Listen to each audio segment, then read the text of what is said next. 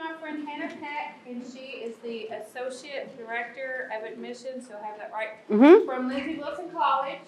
And as a junior and a high-performing junior in our academy program, you need to be thinking about different college options for yourself, okay? Just put your thinking caps on, start looking at schools online. It's also a good idea if you have time in your busy schedule to even start visiting schools, okay? And just know in the academy program in the spring, we do take you all to a few college campuses, and Lindsey Wilson opens their doors to us. So you will get to visit campus later this spring, as well as some other schools that we'll get into later in the school year. But, of course, Hannah loves Lindsey Wilson. She could talk to you about Lindsey Wilson all day long. If you have specific questions about Lindsey Wilson College, then after her presentation, then please stick around and talk with her. And her main focus today is to talk about what college admission representatives, as herself, what they want to see from students when they apply to college. Okay? So regardless of maybe thinking about Lindsey Wilson or not, just from her professional perspective. Okay? Her presentation is about 30 minutes, so I'll go ahead and turn it over. Hello, everybody. It's so good to be with you guys today. I'm glad you all had me, but I don't know that you necessarily had a choice, but I'm still glad to be here anyway. As Miss Wright said, I work at Lindsey Wilson. I went to school there as a student and graduated from there, and this is my 10th year working at the college. I know I look exceptionally young, so how could I work there 10 years? But one of the things that I felt like through my own college search process, I was like you guys, a high-achieving student. I'd taken dual credit classes. I'd gone to Governor Scholar. And I just really was not prepared for what the college search process looked like. I found it very intimidating. And there's so many more resources that you guys have now than I had back in 2008 during my senior year. But, so I kind of thought of some things that I wish I would have known then, and also things that I see every day that make me giggle, sometimes as an admissions representative, that maybe you guys can avoid too, and going on in the future. So just by a show of hands, who in here has some college options in mind at this point? Do you have a couple? Yeah. Who has 5 or more schools they think they're interested in? Okay, a couple of you. Good. 3 or more? 1. Okay, at least everybody has 1. Good, good. Well, that's kind of where we're going to start today. I have 2 little bits that I want to talk to you guys about. The first one is just some helpful information. I work with the Kentucky Association, or the Kentucky Association of College Admissions Counseling too, and I helped do a presentation with them on just sort of an overview of the college admissions process. This is a little bit geared towards seniors, but it's good to be forward thinking and sort of have this in your mind. So we're going to walk through some of these, and then after that we're going to talk a little bit about what I think professionalism and presentation looks like as a college-bound student. So when you're engaging with admissions personnel, when you go to a college fair, how you can avoid being that awkward student that sometimes makes me giggle, okay? All right, so I'm glad a lot of you guys are interested in colleges and you have some things in mind. That's honestly my first piece of advice. Now is a great time. Your senior year is going to be a very busy year. So instead of waiting until August of next year to start being like, oh my gosh, now I have to think about what all schools I want to go to, and now I have to visit them, and now I have to figure out all the information. Start now. So start thinking, you can think, because we're so far in advance, of a longer list. And I would encourage you to have 5 or more schools, maybe even up to 10 on that list, whether they be in the state of Kentucky, outside the state, of what you are interested in. Now, how do you think about a school that you're interested in? Well, there are a couple things to keep in mind. And I have some of those listed there. So on that third slide, you'll see some top college considerations. What are your career goals? A lot of times I think when I ask students, what do you want to major in? They don't necessarily know how to answer that question. Or maybe they think a college isn't the right fit for them. For instance, I'll have a student say, I'm interested in being a social worker, but I noticed at Lindsey Wilson on this list, you don't have social work listed as a major here. But that doesn't actually mean that you can't be a social worker here. So I tell you to think about your career goals because the paths to your career are not always linear. If you want to major in pre-law, a lot of students think, well, I have to look at a school and they have to have pre-law listed. Well, actually, you can major in anything almost to go to law school, as well as you perform well enough on the entry test for law school, okay? Does that sort of make sense? So what I say is think about your career goals and sort of work backwards. So think about what you want to do a little research, and look up what traditional preparation that people normally have for that. Maybe for medical school, you can actually major in mathematics, you can major in biology, you can major in chemistry, but you could actually major in English as well as you score well enough on the entrance exam. So sort of think about what the most common pathways are for that. I mentioned at Lindsey, sometimes a student will say, we don't have social work or something like that. But we do. We actually have a major called Human Services and Counseling. And that's why you want to do your research and sort of see what preparation you can take to get there. Some other college considerations that you'll see are school size. I always say that there is no bad schools. Every school is just not the right fit for every person. So that's why it's important to think about what you're considering, whether that be school size. Are you comfortable being in a classroom of 150 to 200 people when you go into college? Or does that make you nervous? Do you want to be in a smaller class size of 30? Those are some things to think about. And location. Are you good going 3 hours from home? Are you trying to stay a little closer to home? That sort of thing. Are you going to be involved in clubs, organizations, Greek life, athletics? Those sort of things. Where is that a possibility for you? If you're a student athlete, you know what your ability is.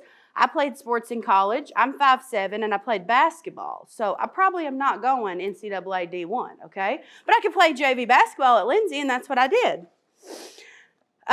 Special programs. Do you want to study abroad? Are you interested in internships? And then one that sounds so cheesy is atmosphere and personal fit. And you think, what the heck is that? That's what your warm fuzzies are. That's what I call those. When you go to a school and you think, this is it. I feel all those warm fuzzies. This is where I want to be. This is where I can see myself. This is where I'll be successful academically. And then obviously financial aid and scholarships would be a consideration. So right now you can start kind of looking at all schools and seeing what schools kind of fit into your personal considerations. What are your decision factors as you move forward? But where do you start? So on the next side, you'll see, I should have numbered these pages. I'm going to get these out of whack. So in Kentucky alone, there's 8 public colleges, 33 private colleges, and 16 community colleges. So you want to do your homework. How do you do that? You visit their websites. All of this information should be on websites that we've just talked about. But you can do external searches off of their websites. Google. I want to go to medical school. What do I need to major in? What are some of the best schools in the country for medical school? What are some things that are unique that schools offer? Like, for instance, at Lindsey Wilson, some schools, like we're a small school, so sometimes students get nervous. Okay, well, if I go to a small school, can I get to the next page? Or if I want to go to medical school or something, yeah, you can. Some schools have unique programs. We have a partnership with the University of Kentucky, so 2 of our students are accepted every year to UK's medical school in Bowling Green. There are several schools that have things like this, so do your homework and figure that out. Talk with current students, maybe that have gone to your home high school, to EC3, and see what they're interested in. Also, this one's an easy one, and a lot of kids, I think, don't like to do this. Now, you'll go to a college fair, and they have the little card you can fill out. And people are like, I don't want to fill it out. You're going to send me some info. Yeah, we are going to send you info, but I encourage you to read it because that's also how you're going to find out this information. I know you're getting a lot of information, and I know you will continue to get even more emails over the next year, but it is good information to have. So try to sort through some of that. As you're going through your college search, the biggest thing that I can advise anyone to do in their college search process is to visit campus. Okay, I'm so glad that you guys get to come and meet with us in the spring. We have a great time, but anytime you can visit on your own too. That's how you'll start narrowing that big list.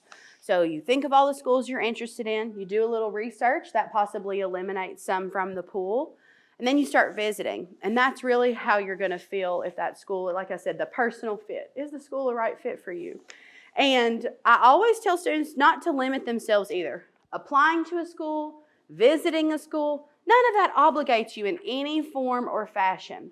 So I will often see kids at a college fair, right? You all often have a college fair here. And I felt the same way when I was in high school. I did not want to commit to anywhere. I had no idea where I wanted to go to school.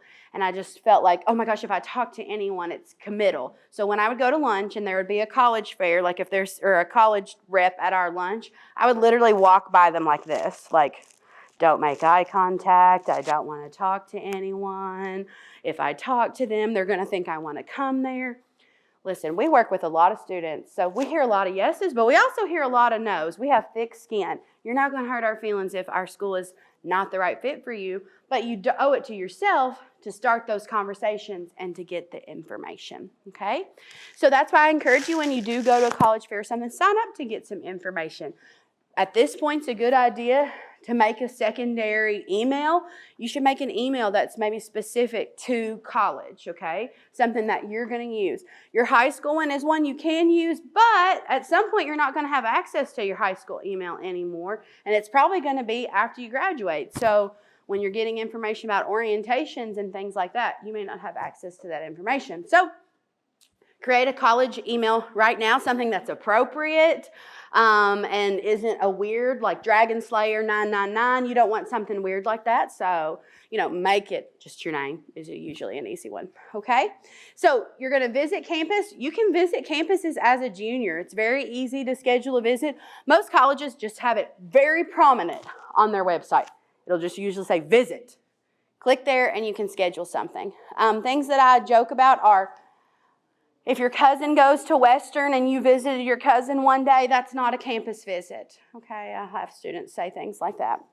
If you helped your sister move in at UK, that was not a campus visit. Yes, you've been to campus, but that's not a campus visit. A campus visit helps you get the most accurate and up-to-date information and allows you to ask questions. And we'll talk more about what to expect on a campus visit.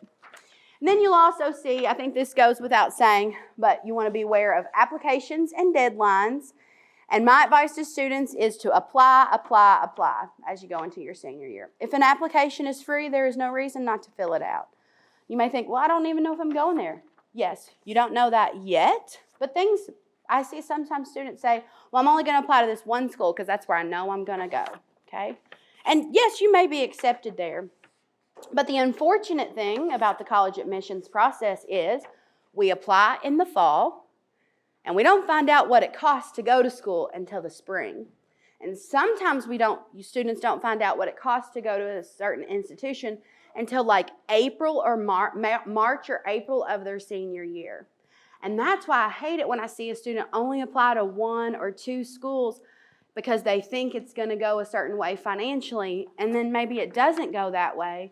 And then they're left scrambling in April of their senior year. And that's no fun. You want to be enjoying the year. So I always say, who in here likes to be pursued? Anybody like to be wooed or courted? No? No? Hello? Nobody likes to be told, you're awesome, I love you, I want you to come here. Nope, I'm the only one? Well, okay. I'll admit it. I love it when people are like that to me, okay? Well, that's what the college process can be like. So when you've applied and you list a school on your FAFSA, which you guys will learn about more during your senior year, which helps you with financial aid, that allows a school to tell you what it costs to attend. And let me tell you, a lot of schools will really surprise you at the cost. A lot of times students think that a public school is automatically more affordable than a private school. Obviously, I work at a private school, but I'm here to tell you that's not the case at all. And so many students are often really surprised by the scholarships that they either get at a public school or a private school. So list them on your FAFSA. That does not obligate you, and applying does not obligate you at all to attend a school. All right. Just a couple other things to keep in mind. A lot of schools have gone test optional. Has anybody heard about that? Do you know what that means? It means, yeah, it's optional to submit an ACT score. Sometimes that weighs to your advantage, sometimes it does not, and unfortunately every school's test optional policy is very different, okay? So I encourage you to look at the schools that you're interested in. Obviously a lot of y'all are high achieving students, so it may not play to your advantage to go test optional, okay? So I would look at the scholarship differences between applying test optional and not. And then also being in mind of scholarship deadlines, do you have to fill out additional scholarship applications? Can you just fill out the application? Or is there a premier scholarship that I want to apply for? Does it require recommendation letters, interviews? A lot of that's going to happen in the fall. And that's why I say it's already good to have a list of schools you're interested in going into August. So you're not spending August and September figuring out what schools you want to go to or are interested in, and then having to spend the rest of that month being like, oh crap, a scholarship deadline's happening in November, and now I'm left scrambling again. Now, all of these advice, they sound like I'm not a procrastinator. Trust me, this is learned experiences here, okay? Because I'm guilty of some procrastination as well. But this will help you have a seamless senior year, okay? And then as I mentioned, we won't talk about FAFSA and stuff because that's really more for a senior, but you'll work on that in the fall of your senior year in October. And then, like I said, you'll find out what it actually costs to attend in the spring. And then once you've had that, you get to see what all you can actually afford. There's no surprises if you've applied and had financial aid sent to you from multiple schools. You can make the best informed decision, all right? And then like once you've made your decision, you just want to keep in constant communication with your class, with your admissions representative. Okay, so now we're going to look at this paper here, all right?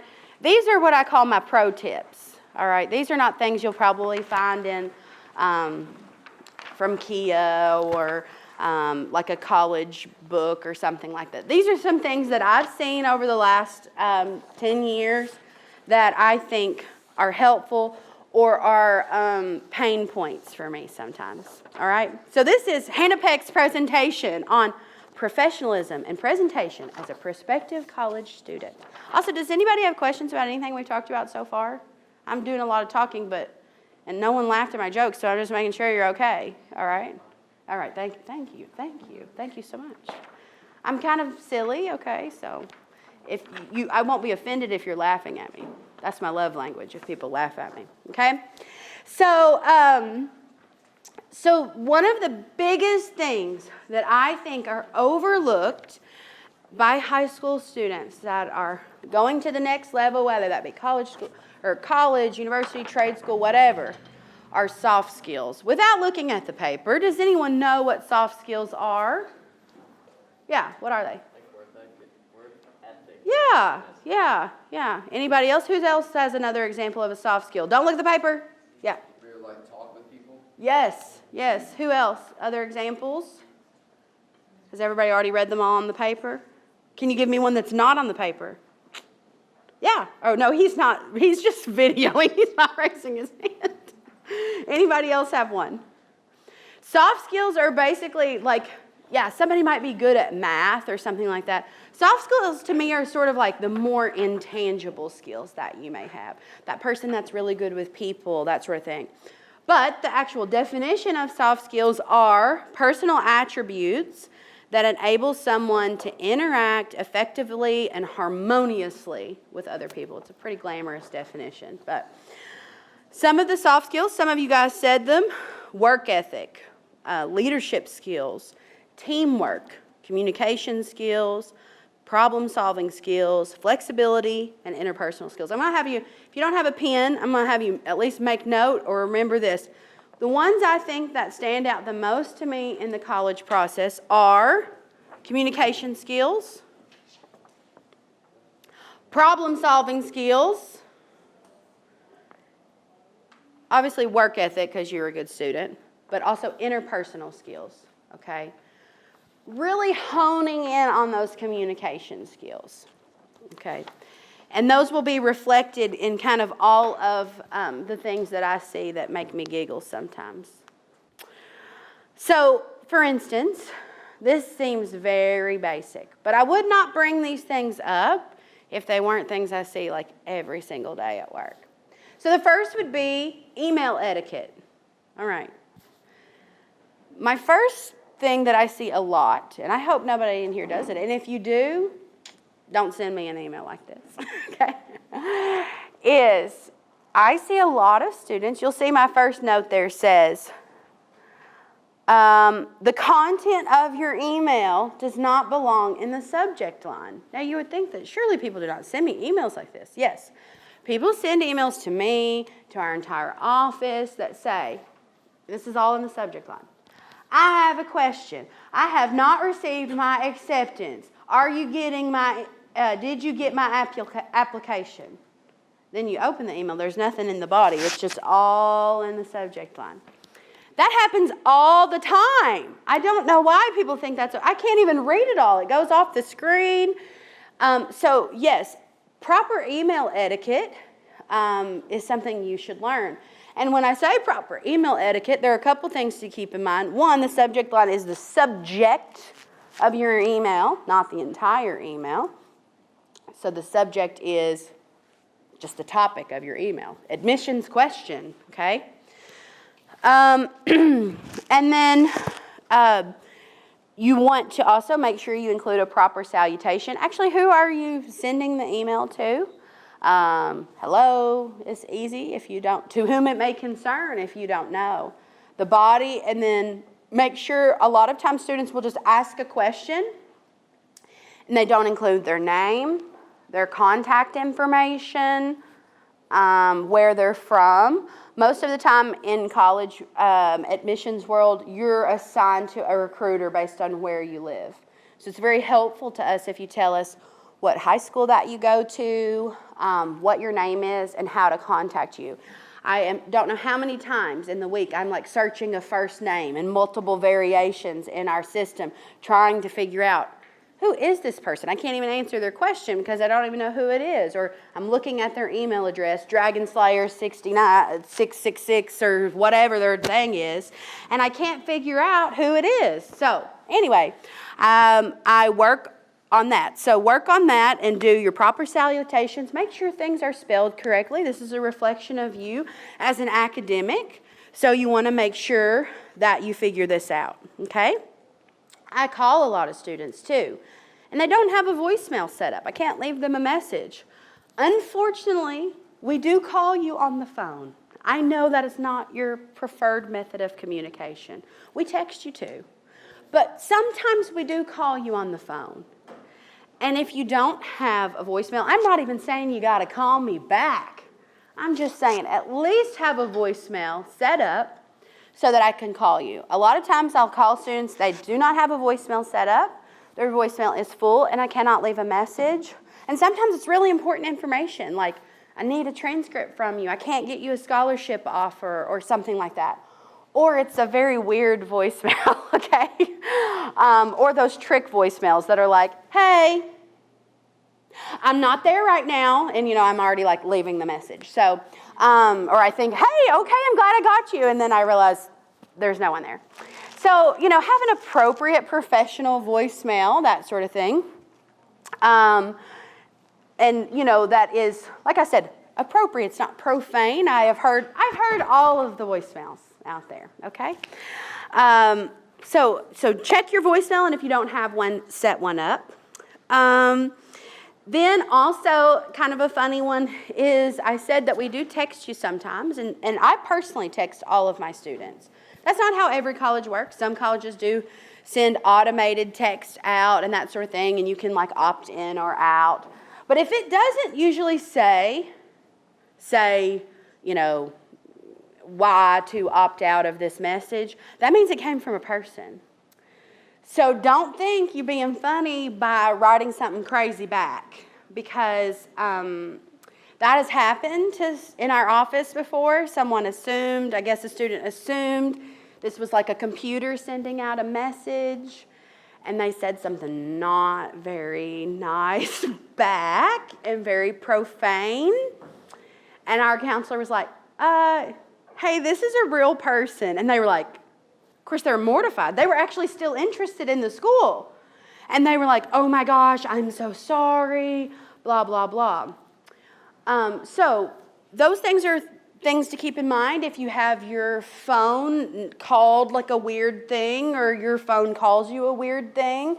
Keep in mind that your phone could accidentally send things to people at times. That's happened in our office too, where people have called themselves weird things and they accidentally drop their location to someone and it shows up on our counselor's phone, okay? And then they have to go tell their supervisor, I promise I'm not asking for this weird information or something like that. So just be mindful and help yourself, okay? And then, as I mentioned, yeah, we call you on the phone, unfortunately, sometimes. But we do ask that you respond. That's something that I would say. You don't know how many kids that I have worked with, and they have ultimately come to school at Lindsey, and they only responded to me like 2 times throughout the whole year. And I was not able to help them or to provide the experience that I like to give to students at our school. You know, it's very hands-on. I try to be very, very helpful to students and guide them through the whole process. I try to take the stress away. I try to help them not feel overwhelmed. I try to prompt them at every stage. And I'll have students that, like, literally, I don't hear from them. And I find out, like, this happened last year. I was at the school, and I was talking to a girl, and she said, yeah, my friend is going there. I said, what's your friend's name? She tells me. I said, she's coming here? I've never talked to that girl. She want to answer my text. They said, yes, she's coming. So it keeps going through the year. Comes time to financial aid. Everybody's still telling me she's coming to our school. They said they want to live with her at school. I said, well, that's news to me. I can't even call her to go over her scholarship offer with me. She won't answer the phone. She still says she's coming there all year long. This girl is coming. Everybody's telling me. But I can get her, sometimes she would say like, yes, back. And that was it. So remember the soft skills, okay? We want you to be a communicator and that sort of thing. So something else to keep in mind is what do you expect when you go on a college visit? So a lot of times college students think on a college visit they're just kind of going to sink into the background and take it all in. And while, yes, that can be true depending on where you're visiting, a lot of visits you're in a small type group. And it's not an interview per se, but I do think how you present yourself during this time matters. And there's a couple things to keep in mind. One, who's going to college next year?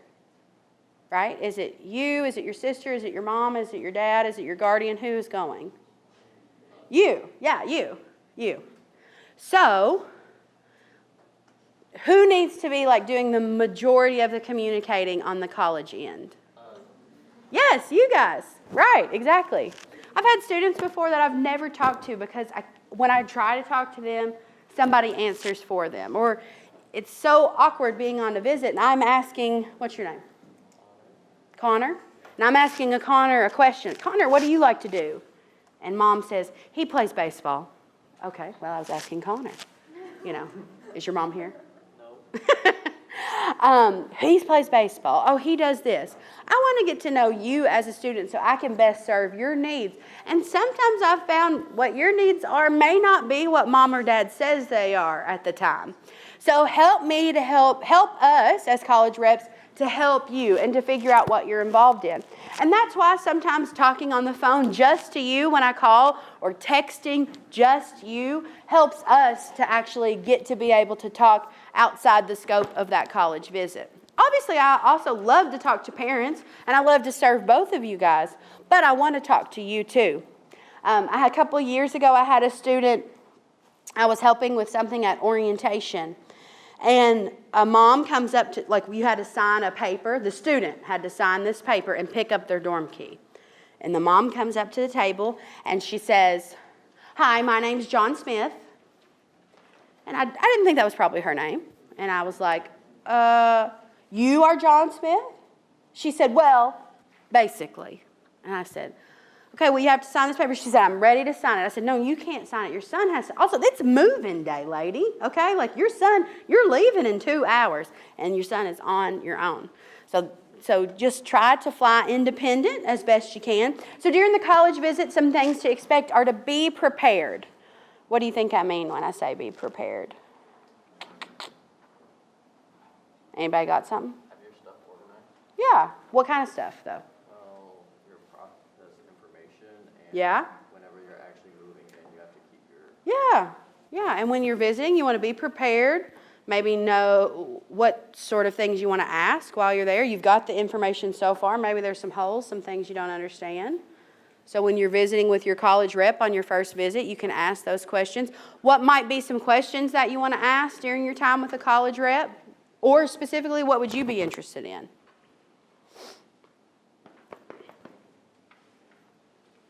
Realistic dorm situations. Hey, that's a good question. So are you showing me the best dorm on campus, or is this the dorm I'm going to live in? That's a good, somebody must have told you that, because a lot of students don't know that. Yeah, sometimes you're shown the best of the best, the most expensive dorm, which was not likely the one you're going to be living in. Who else has a question that you think what you could ask to be prepared? Or one of being prepared, what could you ask?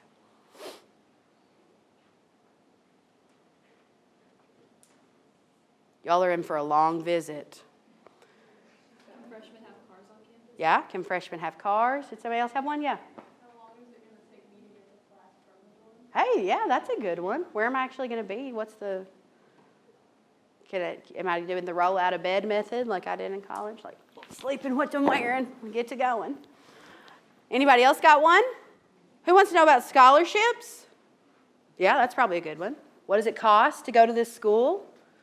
What are the scholarships? Okay. Other scholarships I can apply for, that sort of thing. I usually say that in this point, it's good to think about your deciding factors. Remember, we were talking about how you're even scoping out what schools you're interested in. Those are sort of your deciding factors. And so, you guys are pretty quiet. So if you'll see, the second thing I wrote there, what does it say? Somebody read it to me. What's that second bullet point under presentation during a college visit? What's it say? Ready to talk about you. Yes.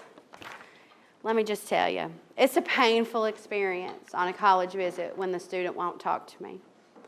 They're just like, The best visits and the people that I form the best relationships with are those that we can talk throughout the time. Pardon this interruption. Students, just want to let you know that today in Johnston Hall in the back half, that's the garage door side, we have representatives here from Wendy's. This is the new Wendy's that's being built over by Central Horton High School. They're doing open interviews and conversations. So if there's any students interested in trying to find a job, it'd be great to take the opportunity to go meet with them. You can just make sure with your teacher that it's okay. You can go down and have a conversation. Thanks. All right. So be prepared to talk about you. So when the college rep asks you, hey, what are you interested in? You're able to answer that question back. I usually say, you may not know something, but the questions about you, they're not trick questions. You should know the answer because it's about you. So you know what you're interested in. You know what you're involved in at school. Do you work? Those sort of things. And those things help us understand you. And I ask a lot of those questions too because there may be an organization at our school that you don't know about, but I think you'd be a good fit for it. So that's why I ask you those questions about yourself, because I want to see what I can hook you up with. I think you'd be a good fit for X organization, or you like community service, you should join our Bonner Scholar group. Those are the kind of questions we want to ask. And obviously, be courteous and polite and ask questions. That's why you want to be prepared. What do you want to know when you go there? And like I said, remember that you are the one going to college. So, also, I kind of harped on this fictitious mom earlier for answering the questions for you. But when a question's asked to you, you may be the guilty culprit by always looking at mom so that she will answer. So, with that being said, speak up for yourself and you will do great. All right, does anybody have questions? I know that's like kind of a lot of information. Hopefully it was like a C+ level of entertainment. Okay. Anybody? Questions? Comments? Concerns? Okay, that's all I got for you. Listen, my contact information is here at the bottom. Rather than giving you all a business card that you will lose and I will find in the hall later, I put it on here. I cannot wait to see you guys in the spring. Thank you guys for giving me your attention.